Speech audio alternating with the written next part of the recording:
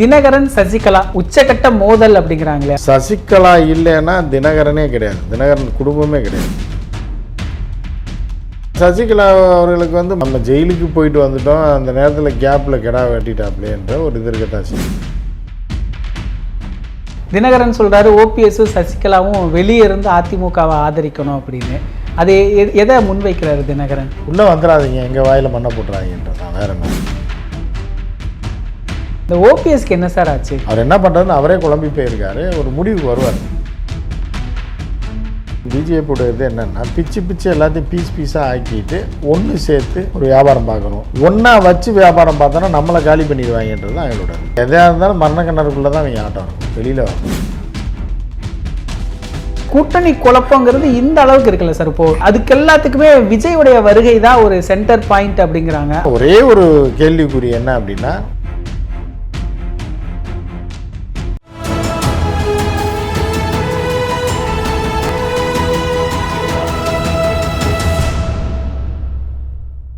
தமிழரம் நேயர்களுக்கு வணக்கம். இன்று நம்முடைய மூத்த பத்திரிகையாளர் திரு உமாபதி அவர்கள் இணைந்துள்ளார். சார் வணக்கம் சார். வணக்கம்மா. எப்படி இருக்கிறீங்க சார்? நல்லா இருக்கேம்மா. சார், தினகரன் சசிகலா உச்சகட்ட மோதல் அப்படிங்கிறாங்களே, அப்படிதான் இருக்கா? தினகரன் சசிகலாவுக்கு உச்சகட்ட மோதல் அப்படின்றத சொல்ல முடியல. அரசியலில் எது வேணாலும் நடக்கும் குடும்பத்தில். சசிகலா இல்லைன்னா தினகரனே கிடையாது, தினகரன் குடும்பமே கிடையாது. ஊருக்குள்ளே ஏதோ இருக்கிற சொத்தை வச்சுக்கிட்டு தான் போயிட்டுருக்க முடியும். இவ்வளோ பெரிய அரசியல் தலைமையின் கீழே இவ்வளோ ஒரு பரபரப்பான தலைவரெல்லாம் தினகரன் உருவாகிருக்கே முடியாது. அதுக்கு சசிகலா தான் காரணம்.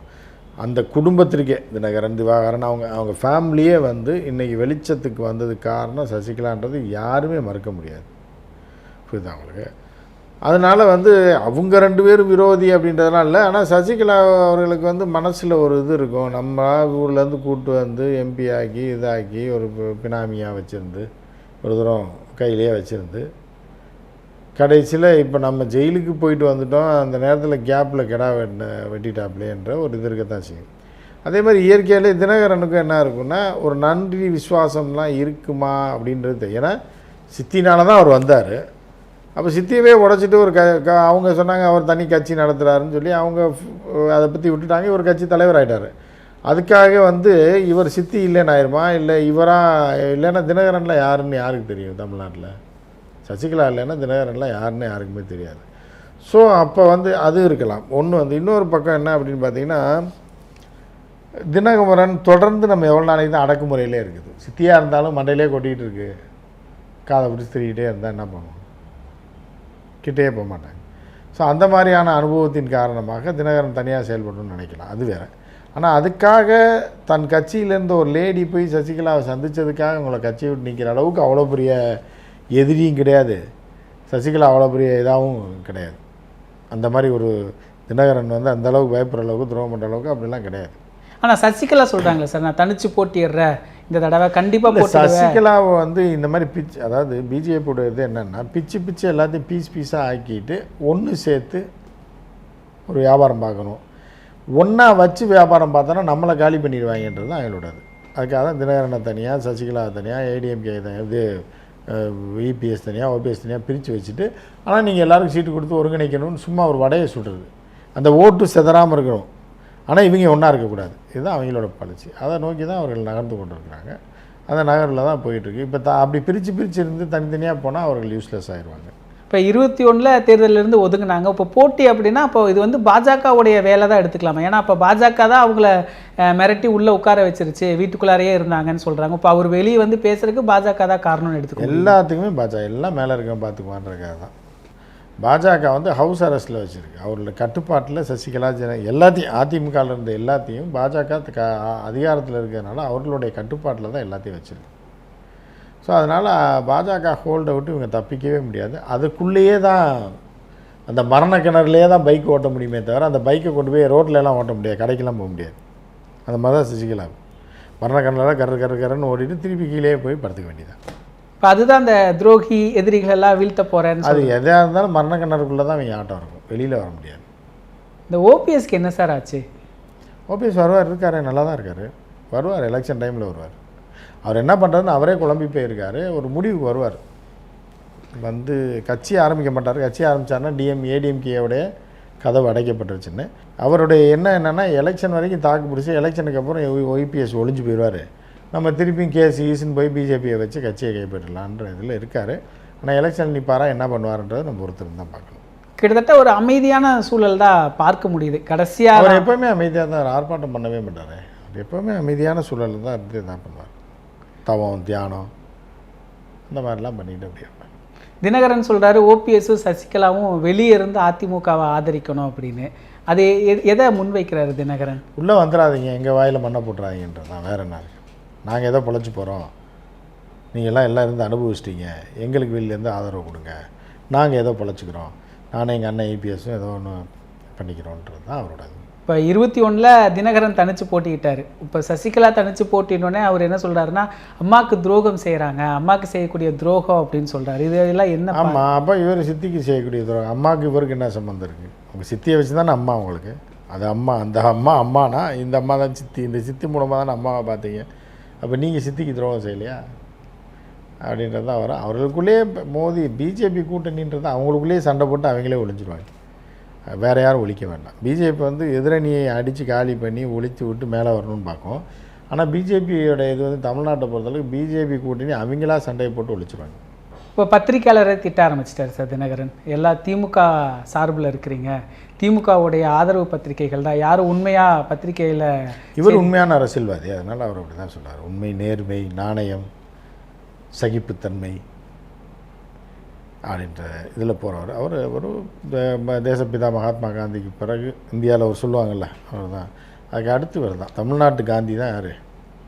தினகரன். அப்போ அவர் சொல்கிறதுக்கு அந்த உரிமை இருக்குது பத்திரிகையாளர்களை பற்றி.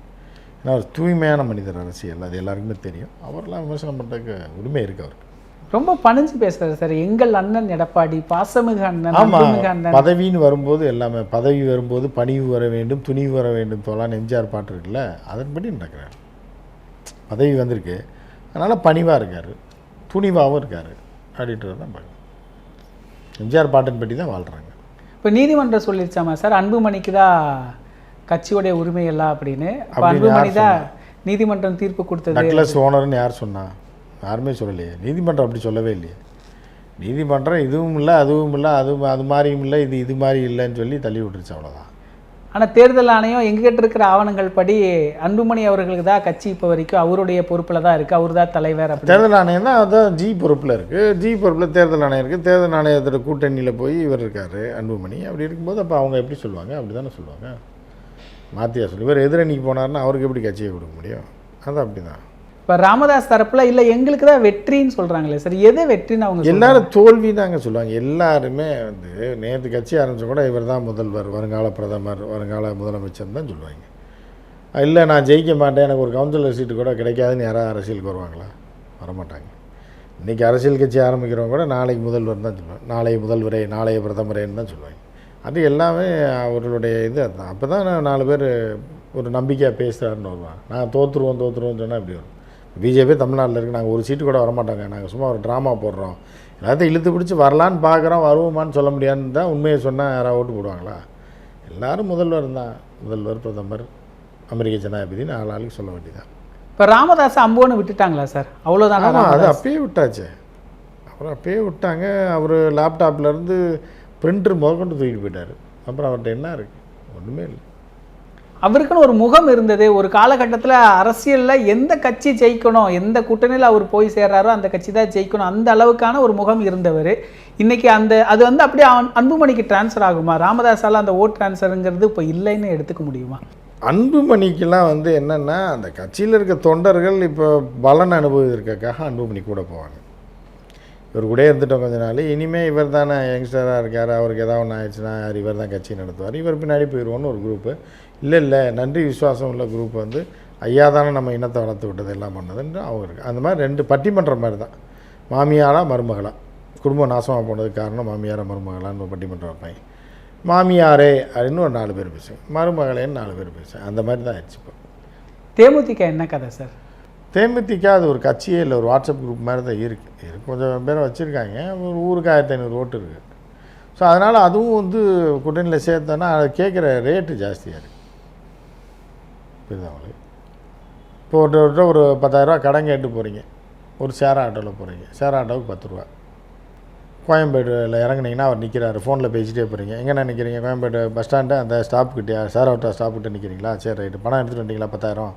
வேகமாக வந்துகிட்டே இருக்கேன் தம்பி, 5 நிமிஷத்தில் கிளம்பிடுவேன் தம்பி, வந்துடுவேன். இதான் வந்துடுறேனே, வேகமாக வந்துட்டுருக்காருனே ஆட்டோக்காரரு, வந்துடுவேனேன்னு சொல்கிறீங்க. இதான் அவன் ஆட்டோக்காரன் கேட்டான். இறக்கி விடும்போது பணம் வாங்கினேன்னு நேரம் வந்து, தம்பி எனக்கு 1000 ரூபா கொடுங்க கேட்டானா என்ன பண்ணுவீங்க? எதுக்கியான்னு கேட்டேன். ஐயோ நான் வேகமாக வந்ததுனால தானே அவர்கிட்ட பணம் வாங்கினீங்க, 10 நிமிஷம் லேட்டாக வந்திருந்தேன்னா அவர் தான் போகிறேன்னு சொன்னார்ல உங்கள்கிட்ட ஃபோனில், என்னால் தான் நீ பணம் வாங்கினா, எனக்கு 1000 ரூபா கொடுன்னு கேட்டால் கொடுப்பீங்களா? புரியுதா? இதுதான் வந்து தேமுதிகவோட பேரம். நீ ஷேர் ஆட்டோ பார்ட்டி மாதிரி 10 ரூபா வாங்கிட்டு அங்கேருந்து அங்கே இறக்கி விடுறது தான் உன்னோட வேலை, சரியா? நீ வந்து நான் என்ன காரணத்துக்கும் போவேன், நீ அதில் பங்கு கேட்டேன்னா எப்படி கொடுக்க முடியுன்றது தான் தேமுதிகவோட ஸ்டாண்ட். அதனால் தேமுதிகக்கு எவ்வளோ 10 ரூபா கொடுக்கணும்னா 10 ரூபா தான் கொடுக்குறேன்னு இவங்க சொல்லுவாங்க. இல்லை அந்த அம்மா பங்கு கேட்குது 1000 ரூபா கொடுங்க, அது என்ன பண்ணால் ஆட்டோவோட கொண்டு போய் கவுத்தி விட்ருவாங்க. இதுதான் அந்த பெரிய பொறுப்பு, பெரிய பதவிகள் எல்லாம் கேட்குறாங்க. அதிமுகவில் பெரிய அளவில் பதவி, மத்திய மந்திரி எல்லாம் கேட்குற மாதிரி எல்லாமே கேட்பாங்க. அவங்க பிரதமர், துணை பிரதமர் கூட கேட்பாங்க, துணை முதல்வர் கேட்குறாங்க, இங்கே அங்கே துணை பிரதமர் கேட்பாங்க. எல்லாமே அவங்க இஷ்டம், அவங்க கேட்கலாம். அது அவங்க கேட்குறத யாரும் தடுக்க முடியாது. ஆனால் ஒன்று சொல்கிறாங்க சார், தேமுதிகக்கு நெகட்டிவ் ஓட்டே கிடையாது, எல்லா தொகுதிகள்லையும் ஒரு 1000-2000 ஓட்டு இருக்குது, 1000-2000 ஓட்டு கூட ஒரு வெற்றியை தீர்மானிக்கும், அதனால் தேமுதிக முக்கியமான கட்சி நல்லா சொல்கிறாங்களா? அப்படி இருக்கா? இல்லை, 1500 ஓட்டு கட்டாயம் இருக்குது. எல்லா தொகுதியிலும் 1500 ஓட்டில் யாரும் ஜெயிக்கிறதுல ஒரு 4-5 தொகுதி கன்ஃபார்ம் பண்ணும் இந்த 1500 ஓட்டு. ஸோ அதனால தான் அவர்கள் வந்து அந்த பேரத்தை பேசுகிறாங்க. ஆனால் அவங்க கேட்குற ரேட்டு ஜாஸ்தியாக இருக்குது, அந்த ரேட் அமௌண்ட் கொடுக்க மாட்டாங்க. முக்கியம்தான், அதுக்காக ரேட்டு ஜாஸ்தியாக கேட்டாங்க. இப்போ சட்டைக்கு பட்டன் முக்கியம்தான். ஆக ஒரு பட்டன் 200 என்னென்னா, பட்டன் இல்லாமல் நீ சட்டை தைச்சிருக்கியா? பட்டன் வேணும்ல, அப்போ பட்டனுக்கு 200 கொடுன்னு கேட்டால் கொடுத்துருவீங்களா நீங்கள்? அதாவது முக்கியத்துவம் வந்தாலும் அதுக்கு ஒரு வேல்யூ இருக்குது, அவ்வளோதான். அந்த வேல்யூ அதுக்காக தான் அது கொடுக்க முடியும். அதை விட்டுட்டு 10 ரூபா 10 பைசா பட்டனுக்கு நீங்கள் வந்து 200 கேட்டிங்கன்னா எப்படி கொடுப்பாங்க? இதுதான் தேமுதிக நிலைமை. இப்போ 2 கட்சியுமே கைவிட்டுருச்சா சார்? திமுகவும் சரி, அதிமுக கைவிடலை, வந்தால் வா இதுதான் அப்படின்னு சொல்லியிருக்காங்க. அந்த அம்மா முடிவு எடுக்காமல் இருக்காங்க. இப்படி போகிறதா அப்படின்னு, இங்கேயே 5 சீட்டுன்றாங்க, அங்கேயே 5 சீட்டுன்றாங்க, யாரும் பேரம்படியில் எம்பி தரமாட்டேன்றாங்க. அதனால் அந்த அம்மா எம்பி தான் மெயினாக கேட்குது. ஓசியில் வர எம்பி நான் எப்படி விட முடியும்னு. எம்பி ஆசை கனவு அந்த அம்மாவுக்கு ஒரு 10 வருஷம் 15 வருஷமாக இருக்குது, அது நிறைவேறாமல் இருக்குது. எப்படியா எம்பி ஆயிரணும்னு பார்க்குறாங்க, அவ்வளோதான். இப்போ இந்த முறை தேர்தலில் கூட்டணி குழப்பங்கிறது இந்த அளவுக்கு இருக்குல்ல சார்? இப்போது அதுக்கு எல்லாத்துக்குமே விஜயுடைய வருகை தான் ஒரு சென்டர் பாயிண்ட் அப்படிங்கிறாங்க, அது உண்மைதானா? இல்லை, அதுவும் உண்மைதான். இப்போ திடீர்னு புதுசாக ஒரு கதவு ஓப்பன் ஆகுது, அதிமுக திமுகன்றதை தாண்டி ஒரு புதுசாக ஒரு கதவு ஓப்பன் ஆகும்போது அந்த பக்கம் போகலாமா அப்படின்னு எல்லோரும் நினைக்க தானே செய்வாங்க. சிலர் அப்படி நினைக்கும் போது என்ன ஆகுன்னா, இதிலேருந்து பேரம் பேசலாம். சில பேர் இங்கேருந்து போக மாட்டாங்க, ஆனால் பேரம் பேசுவாங்க, அவர் கூப்பிட்டாரு இவர் கூப்பிட்டாரு அப்படின்னு. இப்போ வேலையே ஜாபே இருக்குன்னா, ஒரு காம்படிஷனே இல்லாமல் ஒரு வேலை இருக்குன்னா ஐயா சாமின்னு காலில் விழுந்து கிடப்பாங்க. அதே இதில் நிறையா வாண்டட் இருக்குது, இன்னும் 4 டிவி சேனல் ஆரம்பிக்கிறான்னா வாண்டட் பயங்கரமானவனே நான் போயிடுவேன், எனக்கு இவ்வளோ தருவியா அப்படின்னு கேட்பாங்க. இது இயற்கையான விஷயம் தான். இப்போ இந்த கூட்டணி குழப்பங்கள் இது எல்லாமே வந்து எப்படி முடிவாகும் சார்? என்ன மாதிரியான போக்கில் போகும் இந்த 26 தேர்தலில்? ஒன்றும் போக்கிலையும் போகாது. இப்போ என்னென்னா, ஒரே ஒரு கேள்விக்குறி என்ன அப்படின்னா, விஜய் கூட காங்கிரஸ் போகுமா போகாதா? காங்கிரஸ் இதோட குடியில் போக போதா இல்லை உயிரோடு இருக்க போதா தமிழ்நாட்டில்? இதுதான் கேள்வி. அது இன்னும் ஒரு வாரத்தில் முடிவு தெரிஞ்சிடும். நம்ம அது முடிவு தெரிஞ்சதுக்கப்புறம் தான் அதை பற்றி சொல்ல முடியும். அது ஒன்று தான் தொடிக்கிட்டு இருக்குது, வேறு எல்லாமே கரெக்டாக போய்ட்டுருக்கு. இப்போ ஒரு கருத்து கணிப்பு வருது சார், ஒரு பிரபல தொலைக்காட்சியில் நிருபராக இருந்த ஒரு பத்திரிகையாளருடைய கருத்து கணிப்பு. அதிமுக திரு பாண்டே அவர்கள், பாண்டே டுபாக்கூர்னு ஏற்கனவே தெரிஞ்சு போச்சுன்னு அதெல்லாம் ஒரு கேள்வியாக வேற கேட்டுருக்கீங்க. அவன் ஒரு நோட்டை வாங்கிட்டு ஒரு பேனா வாங்கிட்டு அவன் ஒரு கணக்கை போட்டு எழுதி வாசிக்கிறது தான். தொடர்ந்து அதிமுக கூட்டணி தான் முன்னிலைன்னா அவர் கருத்து யார் காசு கொடுக்குறாங்களோ அவங்கள தான் சொல்ல முடியும். காசு எவன் சோறு எவன் போடுறானோ அவனுக்கு தானே கூவ முடியும். புரியுதா? சோறு போடாதவனுக்கு இப்படி கூவ முடியும். அவன் சோறு போட்டான்னா காசு கொடுத்தானா அவனுக்கு கூவ வேண்டியதான். இதில் என்ன இருக்குது? அப்போ இப்படியான கருத்து கணிப்புகள்ங்கிறது கருத்து கணிப்பே கிடையாதுமா. இதெல்லாம் உட்காந்து நீங்கள் பேசிகிட்டு இருக்கீங்க. இதெல்லாம் கருத்து கணிப்பு கிடையாது. டுபாக்கூர் அவனா நோட்டை எடுத்து பேனா எடுத்து இஷ்டத்துக்கு காசை வாங்கிட்டு எழுதி அவங்களையே கொடுத்துட்டு போயிடுவாங்க. அது அவங்களுக்கு தான் தோல்வி. நீங்கள் போன கருத்து கணிப்பு எடுத்து பாருங்கள், நேஷ்னல் மீடியா கருத்து கணிப்பு எடுத்து பாருங்கள். 15 எம்பி 40 சீட்டில் 15 சீட்டு என்டிஏ ஜெயிக்குன்னு போட்டிருக்கான். எல்லாத்துலேயும் போட்டிருப்பான். பாண்டே என்ன சொல்லியிருக்கா அப்படின்னு பாருங்கள். அதெல்லாம் உட்காந்து பார்த்துக்கிட்டு இருக்கீங்க. நிகழ்கால அரசியல் குறித்து பல தகவல்களை பகிர்ந்து கொண்டதுக்கு நன்றிங்க சார். இதே போன்று நிகழ்கால அரசியலின் சாரம்சங்களை அரசியல் ஆளுமைகளின் நேர்காணல் வழியே தொடர்ந்து காண தமிழ் நிறம் வலையொலியை சப்ஸ்கிரைப் செய்யுங்கள். தங்களின் மேலான கருத்துக்களை கருத்துளை பெட்டியில் பதிவிடுங்கள். நன்றி, வணக்கம்.